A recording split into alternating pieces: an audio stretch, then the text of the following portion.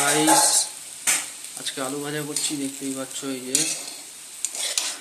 একদম পেঁয়াজ দিয়ে আলু ভাজা, তেল তেল করে একদম। তো কেমন হয়েছে আলু ভাজাটা কমেন্ট করে তোমরা জানাও। আর এই যে হলো আলু ভাজা আমার, একদম ফ্রেশ। হালকা হলুদ দিয়ে, হলুদ একটু কম দিই কিন্তু তবুও কালারটা হয়েছে ভালোই।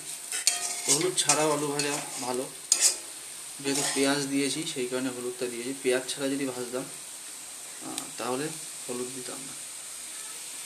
তো বন্ধুরা,